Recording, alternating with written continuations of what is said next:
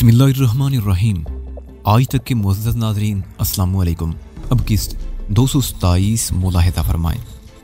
मेरा एक हाथ 1 इंच के करीब मजीद झुक गया था। ये शहवाग की जिस्मानी कुव्वत नहीं थी जो मेरा हाथ दबा रही थी, कोई और पुरस्रार कुव्वत उसकी पुश्त पर थी जो मुझे शिकस्त देने की कोशिश कर रही थी। और फिर अचानक ही मेरे अंदर भी हलचल सी मचती हुई महसूस हुई। मुझे यूं लगा जैसे कोई मेरे अंदर अंगड़ाई ले रहा हो। मेरा हाथ आहिस्ता आहिस्ता ऊपर उठने लगा। शहवाग की आंखों में वहशत सी भर गई। हमारे बाजू एक बार फिर सीधे खड़े हो गए। शहवाग पूरी कुव्वत इस्तेमाल कर रहा था, लेकिन इस मर्तबा वो मेरे हाथ को मामूली सी हरकत भी नहीं दे सका था। तुम अगर चाहो तो अपने साथियों से मदद ले सकते हो, मैंने उसके चेहरे पर नजरें जमाते हुए कहा। अगर तुम लोग मिलकर भी इस खेल में मुझे शिकस्त दे दो तो मैं 1 घंटे के अंदर अंदर बस्ती छोड़कर चला जाऊंगा। शहवाग ने मेरी तरफ देखा। उसकी नजरों में बेपनाह नफरत थी। उसने चीख कर अपने आदमियों से कुछ कहा। पहले एक और फिर दूसरा आदमी भी उसकी मदद के लिए आगे आ गया। वो तीनों मेरा बाजू मोड़ने के लिए पूरी कुव्वत बरवे कार ला रहे थे, लेकिन मेरा बाजू खंबे की तरह अकड़ा हुआ था। शहवाग की पुश्त पर वो हेवला अब भी मौजूद था और अब वो हेवला मेरी नजरों के सामने वाज़े होता जा रहा था। झुर्रियों भरा चेहरा, सर के बाल लंबे और बर्फ की तरह सफेद थे और चिड़िया के घोंसले की तरह बिखरे हुए थे। दाढ़ी और मूंछों के बाल भी सफेद थे। मूंछें बारी, बहुत लंबी और दोनों तरफ फैली हुई थी। दाढ़ी भी छाछ की तरह फैली हुई थी। मैं शहवाग को नहीं, उसकी पुश्त पर उस हेवले को देख रहा था और फिर मैंने भी अपने अंदर की कुव्वत इस्तेमाल करना शुरू कर दी। शहवाग और उसके दोनों साथियों के हाथ ही नहीं बल्कि वो खुद भी आहिस्ता आहिस्ता जमीन की तरफ झुकने लगे। वो पुरस्रार झुर्रियों भरा चेहरा अब कुछ बदहवास सा होता हुआ नजर आ रहा था। उसका मुंह खुला हुआ था और आंखें जैसे हैरत से फटी पड़ रही थी।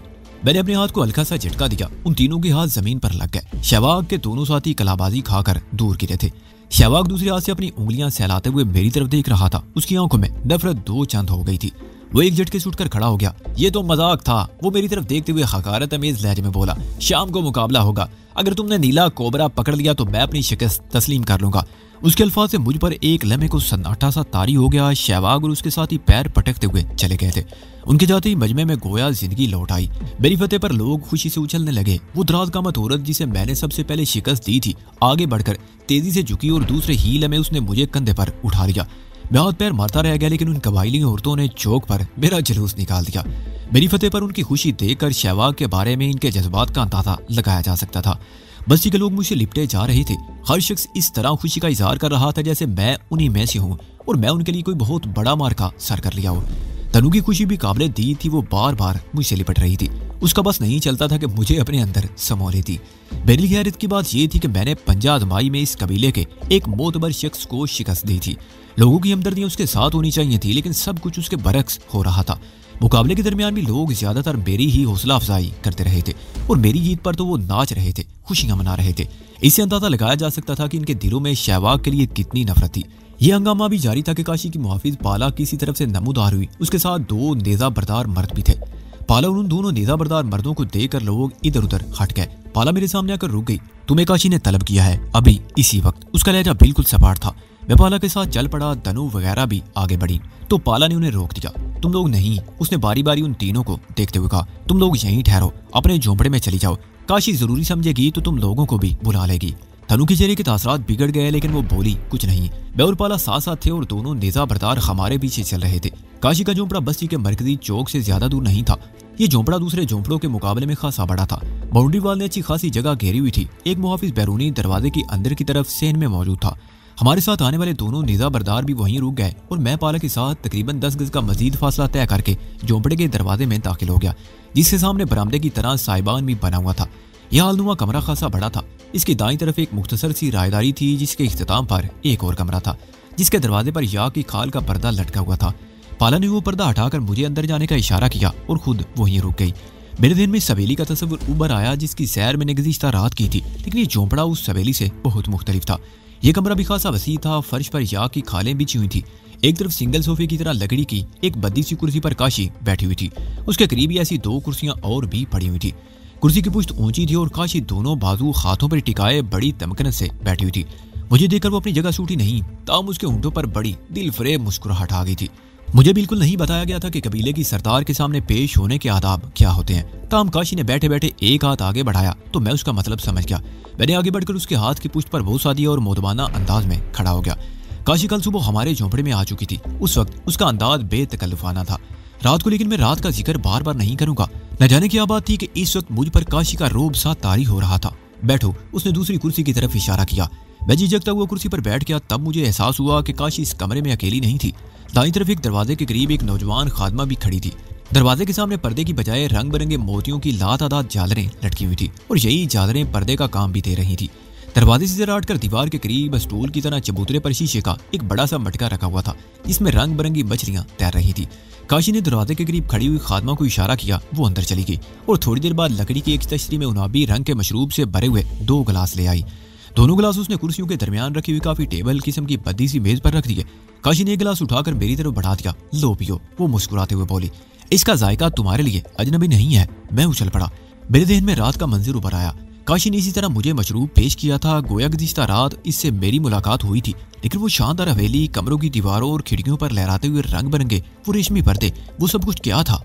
अगर वो ख्वाब था तो क्या ख्वाब में नजर आने वाली हस्ती भी जानती है कि वो ख्वाब देखने वाले के रूबरू मौजूद थी? नहीं, ये मुमकिन नहीं था। तो फिर काशी को कैसे मालूम हुआ कि मैं मशरूब पहले भी ये पी चुका हूँ? हमें अभी गुफ्तगू का सिलसिला शुरू नहीं हुआ था। काशी मुसलसल मेरी तरफ देख रही थी और मैं उसे नजरें चुराने की कोशिश कर रहा था। वजह वो उसका लिबास था, घुटनों से ऊपर खाल का स्क्रिट और सीने पर सामने याक की खाल का मुख्तसर सा टुकड़ा। अचानक ही छनाका सा हुआ और मैं उछल पड़ा। काशी भी एक लम्हे को बदहवास हो गई। मेरी आवाज की समत देखा और मुझे अपना दिल कनपटियों में धड़कता हुआ महसूस होने लगा। दीवार के साथ चबूतरे पर रखा हुआ शीशे का मटका टूटकर बिखर गया था। पानी चारों तरफ बह गया और रंग बिरंगी मछलियां जमीन पर तड़पने लगी।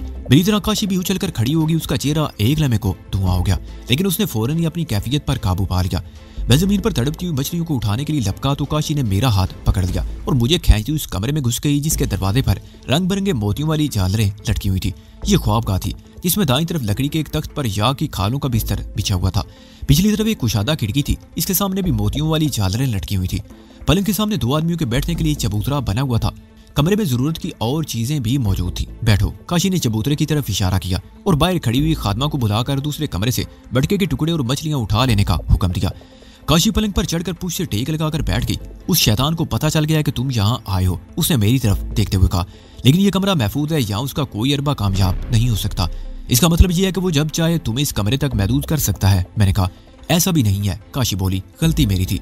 तुम्हारे यहाँ आने से पहले मुझे बंदोबस्त कर लेना चाहिए था। बहरहाल इस वक्त हम यहाँ महफूज हैं और इत्मीनान से बातें कर सकते हैं। क्या तुम्हें याद है कि इससे पहले भी हमारी कोई मुलाकात हुई थी? मैंने नजरें उसके चेहरे पर मरकूज कर दी। दरअसल मैं गुज़िश्ता रात की मुलाकात का हाल जानना चाहता था। हाँ, कल सुबह तुम्हारे झोंपड़े में मुलाकात हुई थी। उसने जवाब दिया, नहीं, इसके अलावा। मैंने सवालिया निगाहों से उसे देखा। काशी ने जवाब नहीं दिया। वो मेरे इस सवाल पर महज मुस्कुरा कर रह गई। ठीक है, लेकिन एक बात और। मैंने कहा। मेरी नजरें बदसूर उसके चेहरे पर मरकूज थी। शबाब को तुमसे किस बात पर इख्तलाफ है? वो नहायत कमीना और खबीस शख्स है। काशी ने कहा, किसी से इख्तलाफ के लिए वो किसी वजह का होना जरूरी नहीं समझता। उसके साथ लोगों का रवैया तुमने आज देख लिया।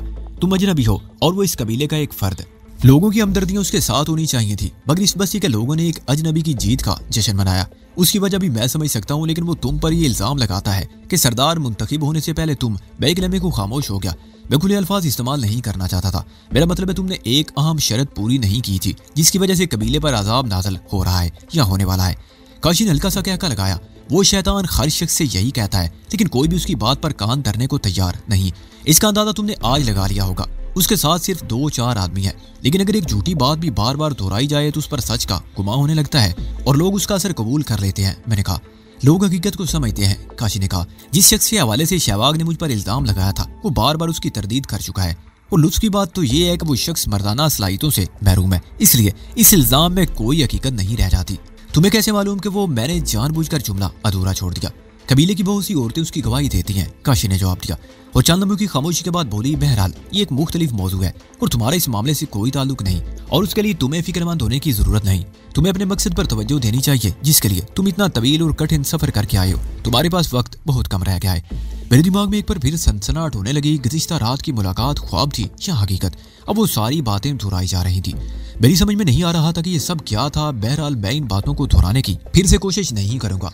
लबेलुबाब ये था कि काशी और उसका ये कबीला सदियों से इस रास्ते के मुहाफिज के फराइज अंजाम दे रहा था जो नीलगिरी की तरफ जाता था।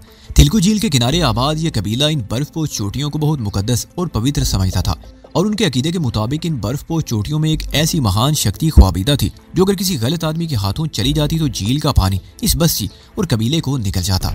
उनके अकीदे के मुताबिक वो शक्ति चूंकि मुअन्नस थी, इसलिए तिलकु कबीले की सरदारी के लिए भी एक ऐसी औरत को मुंतखब किया जाता था जो कंवारी हो। सरदार मुंतखब होने से पहले वो किसी मर्द के पास ना गई हो। सब कुछ ठीक चल रहा था, लेकिन फिर यकायक एक शैतान फितरत आदमी इन बर्फपोश चोटियों की तरफ जाने में कामयाब हो गया। शहबाग ने कबीले की रस्मों से बगावत करके उस शैतान की मदद की थी और उसकी शैतानी कुव्वतों के ज़ेरे असर आ गया था और वो काशी की मुखालफत कर रहा था। कबीले की सरदार मुंतखब होने वाली औरत के लिए यह भी जरूरी था वो 21 रोज का एक जाप करे, और दरअसल ये जाप ही काशी को अब तक बचाए हुए था। हमारी गुफ्तगू खासी तवील हो गई। मैं उठकर खड़ा हो गया और अचानक ही मुझे एक और बात याद आ गई। ये नीला कोबरा क्या है? मैंने सवालिया निगाहों से उसे देखा। उसने तुम्हें चैलेंज किया है, काशी बोली। नीला कोबरा वो जहरीला सांप है जिसका कांटा पानी भी नहीं मांगता। उस सांप का जहर इस कदर सरीउल असर है कि इंसान के जिस्म को छूते ही उसकी मौत वाक़ हो जाती है और चंद सेकंड के अंदर अंदर जिस्म कोयले की तरह स्याह हो जाता है। वो चंद लम्हों को खामोश हुई, फिर बात जारी रखते हुए कहने लगी, ताहम एक खास अमल के जरिए जहर के असर को रोका जा सकता है और शहबाग ये अमल जानता है। उसे जब भी कोई मुश्किल पड़ती है वो अपने हरीफ को यही चैलेंज देता है। हरीफ या तो अपनी शिकस्त तस्लीम कर लेता है या अपनी जिंदगी से हाथ धो बैठता है। मेरा मशवरा है कि तुम मुझे उसका ये चैलेंज कबूल है। मैंने उसकी बात काट दी। काशी की आंखों में वहशत सी उभर आई। उसने कुछ कहना चाहा मगर मैंने हाथ के इशारे से उसे रोक दिया। ठीक है, अब मैं चलता हूँ। मैं उठकर खड़ा हो गया। काशी के झोंपड़े से निकलकर मैं टहलते हुए बस्ती के मरकजी चौक पर आ गया। बहुत से लोग वहां जमा थे मगर शोभा वगैरह नजर नहीं आई। मैं अपने झोंपड़े की तरफ चल पड़ा। एक औरत भी मेरे साथ चलने लगी। तुमने शहबाग का चैलेंज कबूल करके बहुत बड़ी गलती की है, उसने मेरी तरफ देखते हुए कहा। अगर तुम चाहो तो मैं शहबाग को ये चैलेंज वापस लेने पर आमादा कर सकती हूँ। और उसके लिए क्या शर्त होगी? मैंने गर्दन घुमाकर उसे देखा। तुम्हें उसके हक में अपनी एक औरत से दस्तबरदार होना पड़ेगा और शाम से पहले पहले ये बस्ती छोड़नी पड़ेगी। उसके चंद आदमी तुम्हारे साथ जाएंगे जो तुम्हें यहाँ से 2 दिन की मुसाफत पर छोड़ देंगे। इस बस्ती में औरतों की कमी तो नहीं। फिर उसने मेरी साथी किसी औरत पर नजरें क्यों गाड़ रखी हैं? मैंने कहा। उसे तुम्हारी वो औरत पसंद आ गई है जो आज तुम्हारी जीत की खुशी में नाच रही थी, उसने जवाब दिया। उसका इशारा धनु की तरफ था। इसमें शुबा नहीं कि इस कबीले की औरतें बेहद हसीन थी, लेकिन धनु की बात ही कुछ और थी। वो मलकूती हुस्न की मालिक थी। उसकी मासूमियत ने भी उसे कुछ ज्यादा ही हसीन बना दिया था। तुम शहबाग की वकालत क्यों कर रही हो? मैंने उसे घूरा। वकालत नहीं कर रही, मैंने उसका पैगाम तुम तक पहुंचाया है और अगर तुम चाहो तो अपनी उस औरत के बदले तुम मुझे अपने साथ ले जा सकते हो, उसने कहा। शहबाग को शायद अपनी शिकस्त का खौफ है, इसलिए वो मुझे मुकाबले से दस्तबरदार कराना चाहता है। तुमने उसका पैगाम पहुंचा दिया, शुक्रिया। उसे कहना मैं शाम को चौक पर पहुंच जाऊंगा। मैंने उसकी तरफ देखते हुए कहा और अपनी रफ्तार तेज कर दी। वो औरत वहीं रुक गई। मैं पीछे मुड़कर देखे बगैर तेज तेज चलता रहा। धनु वगैरह झोंपड़े में मौजूद थी। वो मुझसे काशी से होने वाली मुलाकात के बारे में सवालात करती रही और मैं नीलगिरी का जिक्र बीच में लाए बगैर मुनासिब अंदाज में उसके सवालों के जवाब देता रहा। दोपहर का खाना मैं झोंपड़े ही में पहुंचा दिया गया। खाने के बाद मुझ पर कुनूदगी सी तारी होने लगी और मैं सो गया। जब बेदार हुआ तो सफेर ढल रही थी। झोंपड़े में कोई नहीं था। मैं उठकर बाहर आ गया। शोभा और मार्था झील के किनारे एक पत्थर पर बैठी हुई थी। मैंने इधर उधर देखा, धनु कहीं नजर नहीं आई। धनु कहाँ है? मैंने शोभा के करीब रुक कर पूछा। बस्ती में कहीं घूम रही होगी, शोभा ने जवाब दिया। आज उसने यहाँ कई लोगों को दोस्त बना लिया है। तुम्हारे सो जाने के बाद कुंगा नाम की एक औरत यहाँ आई थी, वही धनु को अपने साथ ले गई है। मैं भी उनके करीब ही एक पत्थर पर बैठ गया। झील में बहुत दूर 3-4 कश्तियां तैर रही थी। ये बस्ती माई गिरों की कश्तियां थी। मछली भी कबीले वालों की खुराक एक अहम जुज समझी जाती थी। मेरी नजर इन कश्तियों से आगे बहुत दूर एक टापू पर जमी हुई थी। मेरे ख्याल में वो कोई छोटा सा जजीरा था जिस पर दरख्त भी नजर आ रहे थे। उस जजीरे के बारे में रस्तोगी ने भी मुझे बताया। वहाँ कोई आबादी ना थी और बस्ती के लोग उस तरफ जाते भी ना थे। सूरज झील के उस पार पहाड़ों पर झुकने लगा। हमें बातों में वक्त गुजरने का एहसास ही नहीं रहा था। अरे ये धनु कहाँ गायब होगी? मैंने इधर उधर देखते हुए कहा। सैर सपाटा कर रही होगी, तुम क्यों परेशान हो? शोभा ने जवाब दिया। मैं फिर झील की तरफ देखने लगा। माई खीरों की कश्तियां वापस आ रही थी। सूरज बाड़ी चोटियों के पीछे छुप गया था।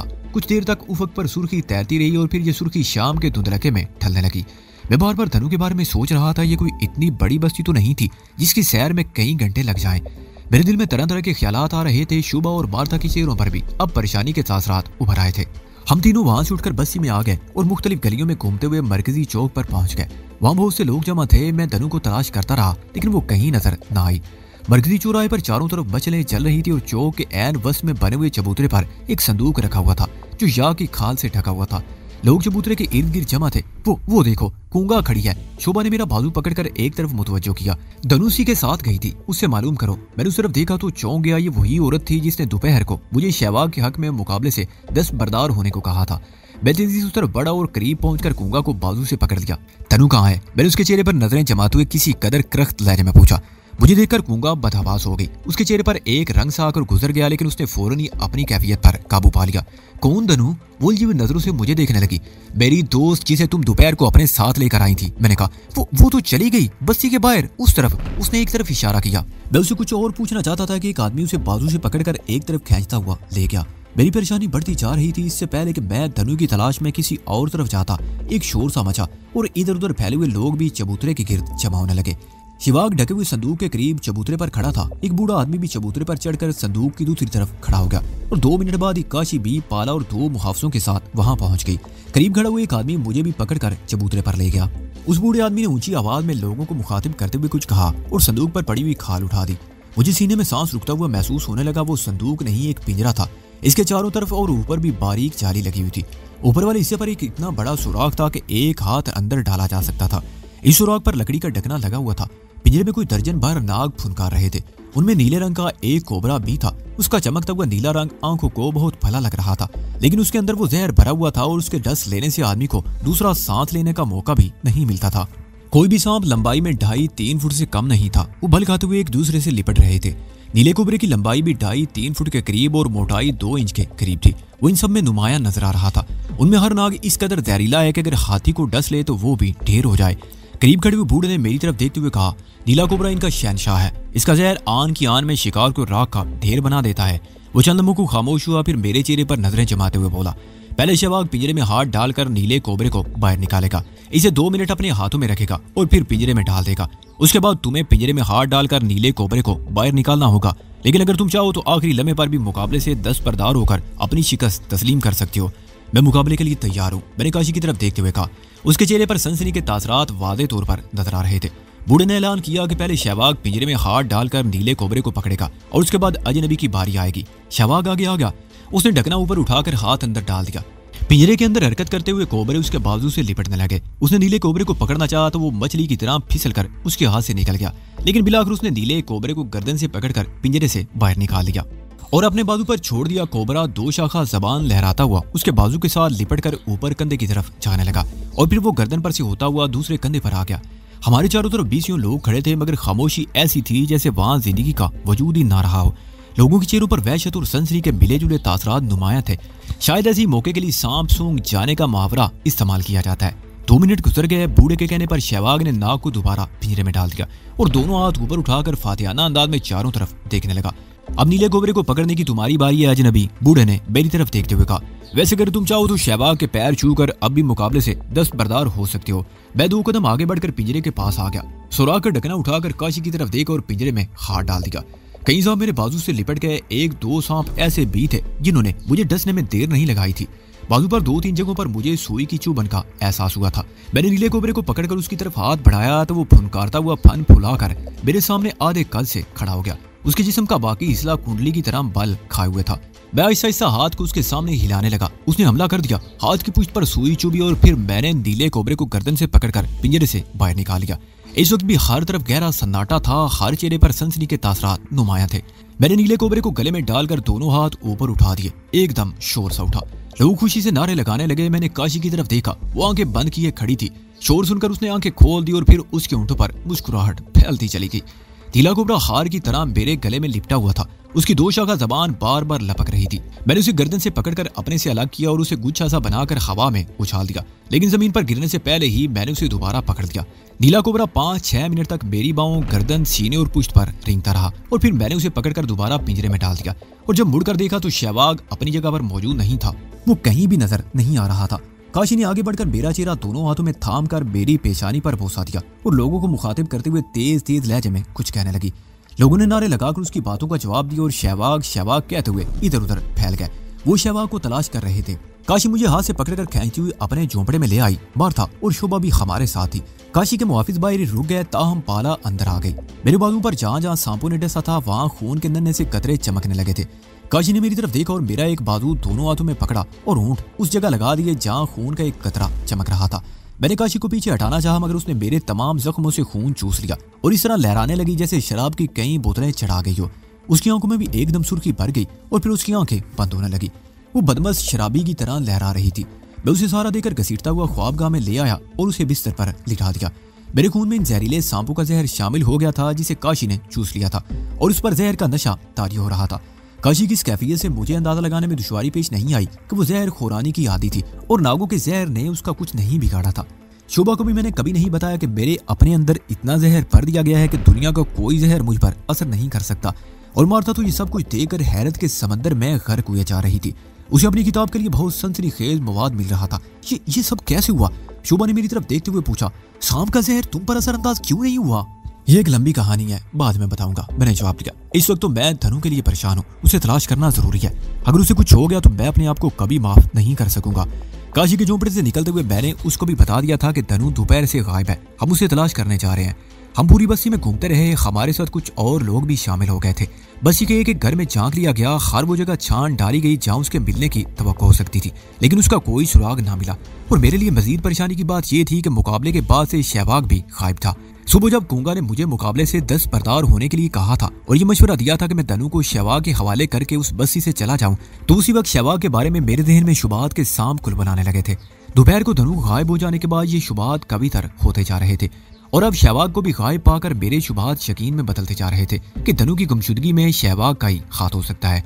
कई लोग, जिनमें कबीले की औरतें भी शामिल थी, आधी रात तक धनु को तलाश करते रहे और जब हम मायूस होकर अपने झोंपड़े में आ गए तो कुछ लोग उस वक्त भी हमारे साथ थे। वो लोग हमसे इज़हारे हमदर्दी कर रहे थे और बाज ढके छुपे लफ्जों में और बाज वाशगाफ अल्फाज में शहवाग ही को धनु की गुमशुदगी का जिम्मेदार ठहरा रहे थे। शहवाग की तलाश में तो कुछ लोग बस्ती से तकरीबन 1.5 मील दूर शहवाग की जमीनों पर वाक़े उसके झोंपड़े की तलाशी भी ले आए, लेकिन वहां ना शहवाग था और ना ही धनु। आधी रात बीत चुकी थी, सब लोग जा चुके थे। मैं, शोभा और मार्था झोंपड़े में अकेले रह गए थे। बस्ती में हर तरफ सन्नाटा था, किसी तरफ से कोई आवाज सुनाई नहीं दे रही थी। धनु की इस पुरस्रार गुमशुदगी पर मार्था तो परेशान थी ही, शोभा की हालत भी बहुत गैर थी। उनका बहुत तवील अरसे का साथ था, वो दोनों एक दूसरे को सगी बहनों की तरह चाहती थी। शोभा के चेहरे को देखकर अंदाजा लगाया जा सकता था कि वो किसी बील में फूट फूट कर रो पड़ेगी। अचानक वो आवाज सुनकर मैं चौंक गया। मुझे यूं लगा जैसे कोई हमारे झोंपड़े की पिछली तरफ दबे कदमों चलने की कोशिश कर रहा हो। मैंने ऊँटों पर उंगली रखकर मार्था और शोभा को खामोश रहने का इशारा किया और अपनी जगह से उठकर मोहतात अंदाज में दरवाजे की तरफ बढ़ने लगा, लेकिन दरवाजा खोलने में मुझसे थोड़ी सी बेएहतियाती हो गई। मेरा पैर फर्श पर बिछी हुई खाल में उलझ गया। संभलने की कोशिश में मेरा एक हाथ दरवाजे से टकरा गया। सन्नाटे में दरवाजे से टकराने की आवाज दूर तक फैली थी और उसी वक्त झोंपड़े की पिछली तरफ किसी के दौड़ने की आवाज सुनाई दी। मैंने एक झटके से दरवाजा खोला और तेजी से झोंपड़े की पिछली तरफ पहुंच गया। एक येवला दौड़ता हुआ बाईं तरफ तकरीबन 30 गज आगे एक और झोंपड़े के ऊपर से घूमकर निगाहों से ओझल हो गया। मैंने भी उसके पीछे दौड़ लगा दी। मैं कदमों की आवाज के पीछे दौड़ रहा था। एक मौके पर वो येवला मेरी नजरों में आ गया, लेकिन एक गली में घुसकर भी नजरों से ओझल हो गया। मैंने दौड़ते हुए कदमों की आवाज पर उसका ताकुब जारी रखा। वो इंसानी येवला बस्ती की गलियों से निकलकर झील की तरफ आ गया। झील का ये हिस्सा हमारे झोंपड़े से तकरीबन 20 मील के फासले पर था। मैं समझ गया कि मेरे ताकुब की वजह से उसे बस्ती में कहीं छुपने का मौका नहीं मिला था और इस तरफ आकर शायद वो झाड़ियों में कहीं गायब हो जाना चाहता था। वो मुझसे तकरीबन 40 गज आगे था। वो चीते की रफ्तार से दौड़ रहा था। मैंने भी अपनी रफ्तार तेज कर दी। मुझे अंदेशा था कि अगर वो कदे आदम झाड़ियों में छुप गया तो मैं उसे तलाश नहीं कर सकूंगा। मेरी सारी कुव्वत टांगों में समट आई। हमारा दरमियानी फासला बतदरीज कम हो रहा था। वो येवला झाड़ियों को रुख करने की बजाय झील के किनारे के साथ साथ दौड़ रहा था और फिर उसे एक जगह रुकते देखकर मैं चौंक गया। इस जगह झील के किनारे बिल्कुल साथ एक कश्ती नजर आ रही थी जो पानी की लहरों के साथ हल्के हल्के हिलकोरे ले रही थी। उस कश्ती की रस्सी शायद किनारे पर झाड़ियों से बंधी हुई थी और वो येवला झुककर वो रस्सी खोल रहा था। मैंने अपनी रफ्तार और तेज कर दी। वो येवला रस्सी खोलकर कश्ती को पानी की तरफ धकेल रहा था। हमारे दरमियान 10-12 फुट का फासला रह गया था। मैं पूरी कुव्वत से अपनी जगह से उछला और हवा में उड़ता हुआ उस येवले के ऊपर गिरा। वो चीख मेरे लिए बड़ी हैरत अंगेज साबित हुई और जब मैं पानी में गिरते हुए उस येवले को दबोचा तो उस चीख के हवाले से भी इस बात की तस्दीक हो गई कि मैं जिसका ताकुब कर रहा था वो कोई मर्द नहीं औरत थी। मुझे हैरत भी हुई कि कोई औरत इस कदर तेज रफ्तार भी हो सकती है, लेकिन मुझे ज्यादा देर तक हैरान होने का मौका न मिल सका। उस औरत का भरपूर घुंसा मेरी खनपटी पर लगा। मेरा दिमाग झुंझुना उठा और आंखों के सामने सितारे नाचने लगे। हम इस वक्त झील के किनारे के बिल्कुल साथ थे। पानी मेरी पिंडलियों तक था। घुंसा खाकर मैं लड़खड़ा कर रह गया। उसने मुझे संभलने का मौका ना दिया। मुझे जोरदार धक्का देकर पुश्त के बल पानी में गिरा दिया और कश्ती की तरफ लपकी। मैंने संभलने में देर नहीं लगाई। वो भी कश्ती से 2-3 फुट दूर थी कि मैंने उस पर छलांग लगा दी और हम दोनों पानी में एक दूसरे से गुथम गुथा हो गए। मुझे इतराफ करना पड़ा कि वो औरत होने के बावजूद किसी मर्द की तरह ताकतवर और फुर्तीली थी। हम लड़ते हुए पानी से निकलकर किनारे पर झाड़ियों में आ गए। इस कबीले की लंबी तिरंगी औरतों को देखकर अंदाजा तो होता ही था कि वो बड़ी जफाकश किस्म की औरतें हैं और ये पहली औरत थी जिससे मुझे इस तरह वास्ता पड़ा था। ऐसी मर्द मार औरतें मैंने बहुत कम देखी थी। एक मर्तबा तो उसने मुझे सर से ऊपर उठाकर झाड़ियों में पटक दिया था। मैं अभी तक उसकी शक्ल नहीं देख सका था, लेकिन उसकी बहादुरी की दाद दिए बगैर ना रह सका। वो अगरचे तवील मुकाबले की ताकत रखती थी, लेकिन मैंने अंदाजा लगा लिया था कि वो जमकर मुकाबला करने की बजाय राय फरार इख्तियार करने की कोशिश कर रही थी।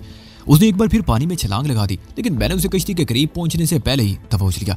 इस मर्तबा मैंने उसे इस तरह गिरफ्त में लिया कि उसका चेहरा मेरे सामने आ गया।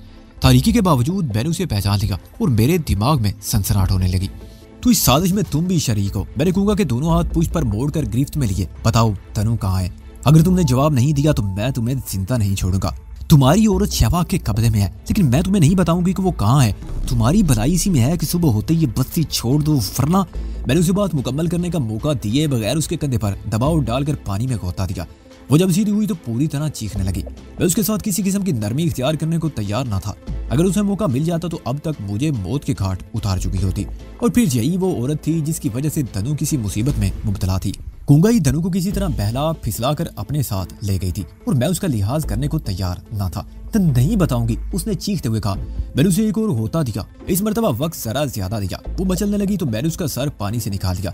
5वां गोता खाने के बाद ही वो जबान खोलने पर आमादा हुई थी। वो उसे जजीरे पर ले गया है। उसने अपने सांस पर काबू पाने की कोशिश करते हुए कहा।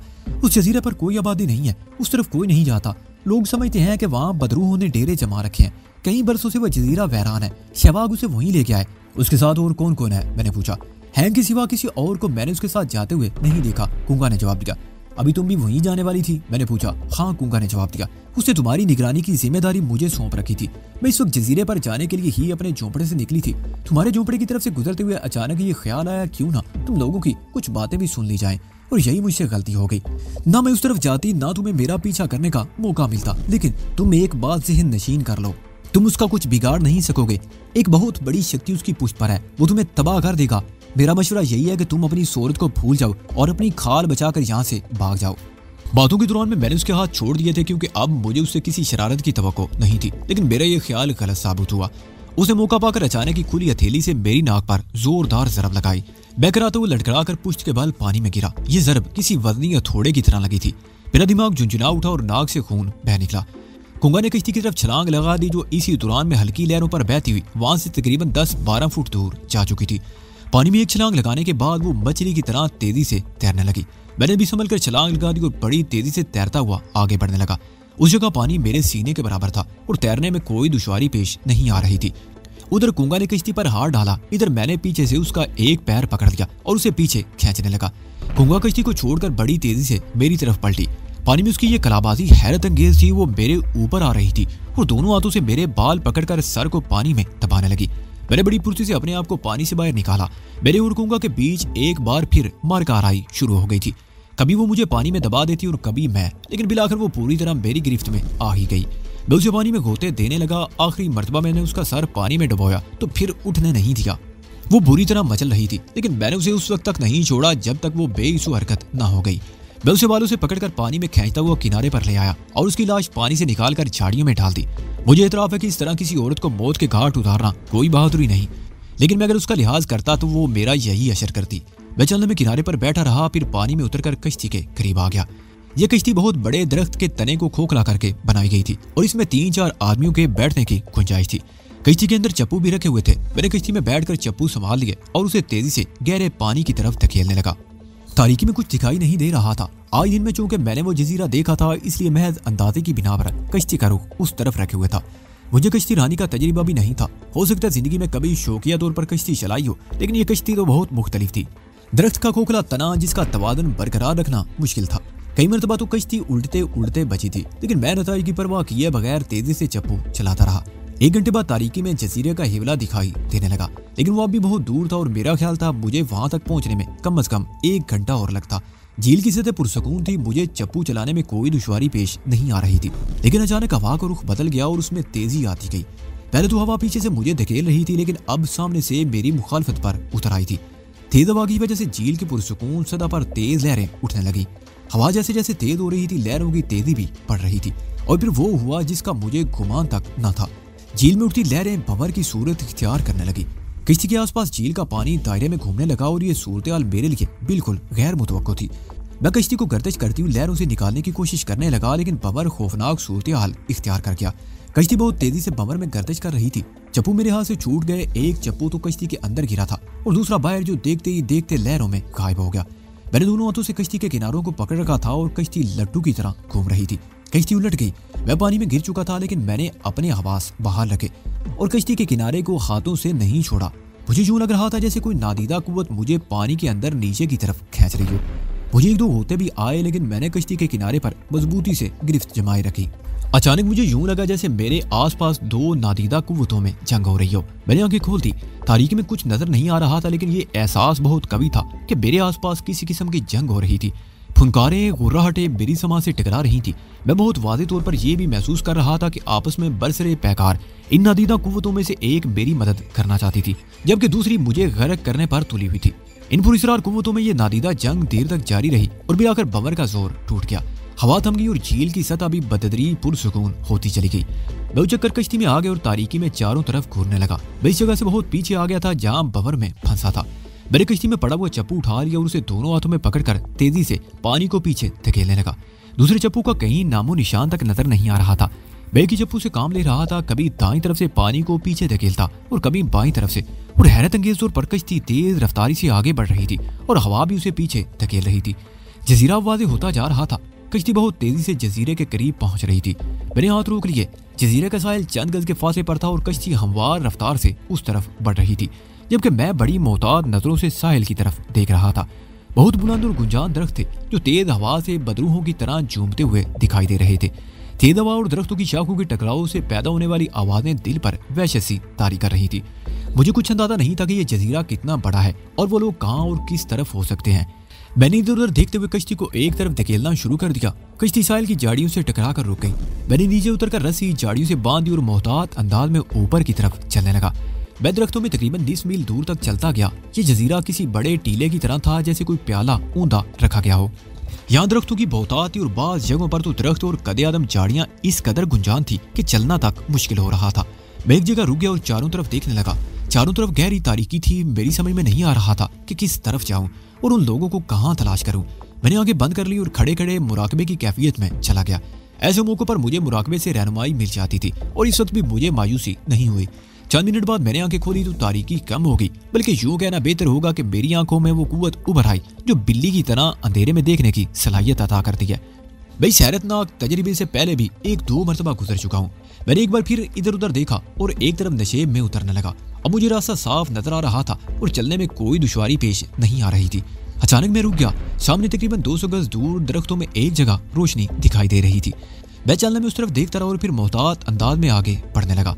दरख्तों के दरमियान एक खुला मैदान सा था जहाँ हवेली नुमा एक इमारत नजर आ रही थी और उसके फाटक के सामने एक मशल जल रही थी। मैं एक बार फिर आगे बढ़ने लगा। इमारत के आसपास कोई जीरो दिखाई नहीं दे रहा था।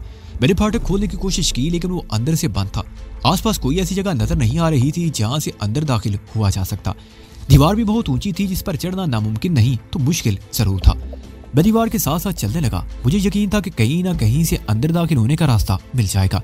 दीवार के साथ साथ दूर तक कदे आदम झाड़ियां फैली हुई थी। इन झाड़ियों में सांप, बिच्छू और दीगर जहरीले अशरातुल अर्ज रेंगते हुए नजर आ रहे थे। मुझे उनसे कोई खतरा नहीं था, लेकिन मैं उनसे बचकर चलता रहा और फिर आखिर एक जगह रुक गया। दीवार में एक दरवाजा नजर आया। दरवाजा खिड़की से ज्यादा बड़ा नहीं था। हाथ के मामूली से दबाव से दरवाजा खुल गया और मैं अंदर दाखिल हो गया। दूसरी तरफ भी कदे आदम झाड़ियां थी। मैं वहां रुककर मोहतात निगाहों से इधर उधर देखने लगा। तकरीबन 50 गज आगे वो इमारत थी जिसके आगे बरामदे की तरह साइबान बना हुआ था और वहां एक मशल चल रही थी। हर तरफ सन्नाटा था। झींगरों के सिवा किसी किस्म की कोई आवाज सुनाई नहीं दे रही थी। मैं अपने आप में एक अजीब सी कैफियत महसूस करने लगा। एक अजीब सा एहसास था जिसने मेरे अंदर बेचैनी पैदा कर दी थी। मैं झाड़ियों से निकलकर दबे कदमों चलता हुआ बरामदे में पहुंच गया। दरवाजा खुला हुआ था और मुझे अंदर दाखिल होने में कोई दुश्वारी पेश नहीं आई। मेरे दिमाग में सनसनाहट हो रही थी। मैं जैसे ही आगे बढ़ा मेरे दिल की धड़कन तेज होती जा रही थी। मेरे दिमाग में सनसनाहट हो रही थी। मैं जैसे जैसे आगे बढ़ रहा था मेरे दिल की धड़कन तेज होती जा रही थी। वही रायदारियां, हर रायदारी के मोड़ पर जलती हुई मशल और वही मेहराबी दरवाजे। फर्क सिर्फ इतना था कि सवेली में हर रायदारी के मोड़ पर एक नेजा बरदार औरत भी खड़ी नजर आई, मगर यहाँ कोई नहीं था। क्या ये वही हवेली थी जहाँ पाला मुझे ले गई थी और काशी से तवील मुलाकात हुई थी? मेरा दिमाग काम नहीं कर रहा था। वो हवेली बस्ती के करीब झील के किनारे पर वाक़ थी और यहाँ आने के लिए मुझे झील के पानी में तवील सफर करना पड़ा था। लेकिन वैसा ही टीला, दीवार में खिड़की नमा दरवाजा, साइबान नुमा बरामदा और वैसी कुशादा रायदारियां। मैं इस मेहराबी दरवाजे के सामने खड़ा था जिसकी दूसरी तरफ काशी से मुलाकात हुई थी। मैंने बारी दरवाजे पर हाथ रख दिया और आहिस्ता आहिस्ता आगे धकेलने लगा। सन्नाटे में दरवाजे के चिरचिराने की आवाज बड़ी पुरस्कार लग रही थी। मुझे कुछ अंदाजा नहीं था कि दूसरी तरफ किस किस्म की सूरत हाल का सामना करना पड़ेगा। दरवाजा आहिस्ता आहिस्ता खुलता चला गया और मैं अंदर दाखिल हो गया। वो एक बहुत बड़ा कमरा था जो खाली था, ताहम एक तरफ मशल चल रही थी। दाईं तरफ एक कमरे से रोशनी झलक रही थी। मैं आहिस्ता आहिस्ता उस तरफ बढ़ने लगा और फिर अचानक कोई भारी चीज मेरे ऊपर आ गिरी। मैं बुरी तरह बदहवास हो गया और अपना तवाज़ुन बरकरार ना रख सका और लड़खड़ा कर गिर गया। वो बोझ भी मेरे ऊपर ही गिरा था। वो कोई और चीज नहीं बल्कि एक आदमी था जिसने ऊपर से छलांग लगाई थी। मेरे ऊपर यह हमला अचानक हुआ था और मैं उसके नीचे दब गया था, लेकिन मैंने संभलने में भी देर नहीं लगाई। वो मुझे गिरफ्त में लेने की कोशिश कर रहा था कि मैंने उसे अपने ऊपर से उछाल दिया और बड़ी तेजी से उठकर खड़ा हो गया।